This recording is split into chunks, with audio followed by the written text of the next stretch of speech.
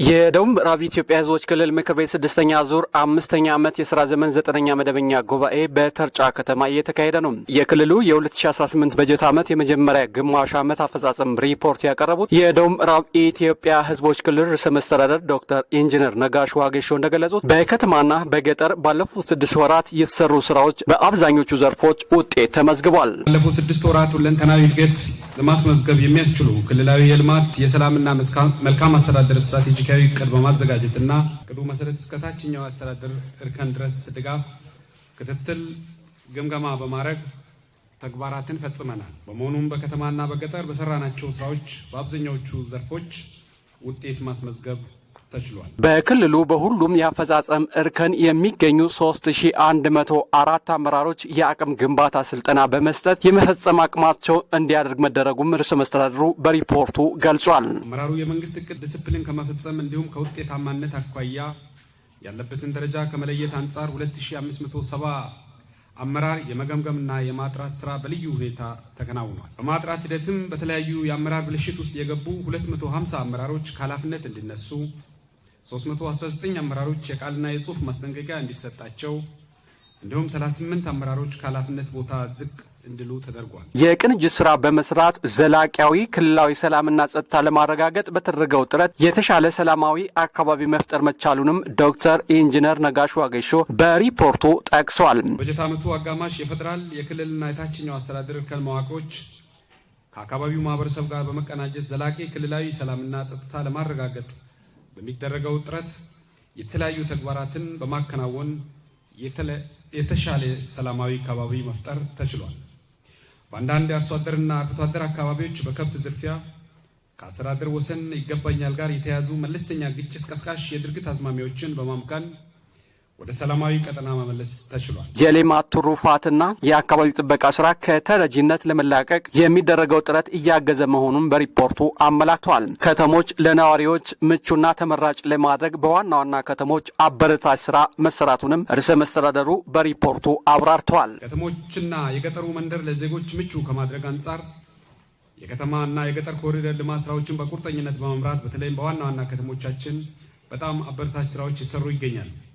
በዚህም ሂደት የከተማውና የገጠሩ ማህበረሰብ ያበረከተው አስተዋጽኦ ያሳየው መልካም ድጋፍ ትልቅ አቅም የፈጠረ ነው። በክልሉ የነበረው የብድር የዕዳ ጫና ለመቀነስ በተሰራው ስራም ዕዳዎችን መቀነስ ተችሏል ብሏል። ክልላችን የነበረውን ከፍተኛ የብድርና ዕዳ ጫና ለመቀነስ አስተዳደራዊ ወጪዎችን የመቀነስና የራስ የውስጥ ገቢ አቅም የማሳደግ ስትራቴጂ ተግባራዊ በማድረግ ዕዳዎቹን በከፍተኛ ሁኔታ መቀነስ ተችሏል። ባለፉት 6 ወራት 500 ሚሊዮን ብር የጥሬ ገንዘብ ብድር፣ የግብዓት ዕዳና የማህበራዊ ዋስትና ዕዳ መመለስ ወይም መክፈል ተችሏል። በክልሉ በ2017-18 የምርት ዘመን በመኸር በበጋ መስኖና በበልግ ወቅት 23 ሚሊዮን ኩንታል ምርት ለማምረት ታቅዶ የተሰራው ስራ ውጤታማ እንደነበረም በሪፖርቱ ተገልጿል። በዋና ዋና የአዝርዕት ሰብሎች በ2017-18 የምርት ዘመን በመኸር በበጋ መስኖና በበልግ ወቅት 755,000 ሄክታር ማሳ በዘር በመሸፈን 23 ሚሊዮን ኩንታል ምርት ለማምረት በበጀት ዓመቱ መታቀዱ ይታወሳል። በዚህም በግማሽ ዓመቱ 378,241 ሄክታር ለማልማት ታቅዶ 384,160 ሄክታር ማሳ በዘር ተሸፍኗል። ካለፈው በልግ ከተሸጋገረው ማሳ 13.5 ሚሊዮን ኩንታል እና በመኸር ከለማው ማሳ 6.8 ሚሊዮን ኩንታል በድምሩ 20.4 ሚሊዮን ኩንታል ምርት ለመሰብሰብ ታቅዶ እስካሁን ባለው ጊዜ 20.3 ሚሊዮን ኩንታል ምርት መሰብሰብ ተችሏል። በክልሉ ኢኮኖሚ ከሚያመነጨው ሀብት ተመጣጣኝ ገቢ ለማሰባሰብ እንዲቻል በቴክኖሎጂ የተደገፈ ስራ በመስራትና የሽያጭ ማሽን ተጠቃሚዎች ማበረታታት እንደሚገባ ጠቅሰው በግማሽ ዓመቱ በክልሉ 8.35 ቢሊዮን ብር መሰብሰብ መቻሉን በሪፖርቱ አመላክቷል። በጀት ዓመቱ ጠቅላላ ብር 18.4 ቢሊዮን እንዲሁም በግማሽ ዓመቱ 9.2 ቢሊዮን ለመሰብሰብ ታቅዶ በግማሽ ዓመቱ ብር 8.35 ቢሊዮን ወይም 90.7% መሰብሰብ ተችሏል።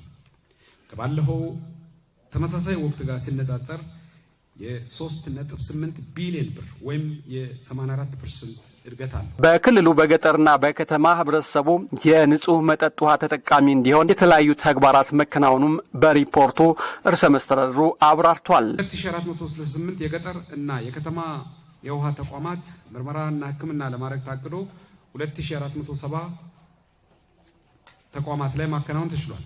የመካከለኛና አነስተኛ ከተማ ነዋሪ ተጠቃሚ የሚያደርግ 10 ነባር የመጠጥ ውሃ ጥናትና ዲዛይን ከነበረበት 20% ወደ 60% ለማድረስ ታቅዶ 95%፣ 11 አዲስ የመካከለኛና አነስተኛ ከተማ መጠጥ ውሃ ጥናትና ዲዛይን ለማዘጋጀትና ለመገምገም ታቅዶ 11፣ 28 ማስፋፊያ የሚሰራላቸው ውሃ ተቋማት ጥናትና ዲዛይን ዶኩመንት ለማዘጋጀት ታቅዶ 29 ማከናወን ተችሏል። በክልሉ የመስኖ ልማት ሽፋን ለማሳደግ በተሰራው ስራም 31377 ሄክታር ማድረስ ተችሏል። መስኖ ልማት ጥናትና ዲዛይን ከነበረበት 30907 ሄክታር ወደ 31377 ሄክታር ለማሳደግ ታቅዶ ሽፋኑ 31377 ሄክታር ማድረስ ተችሏል።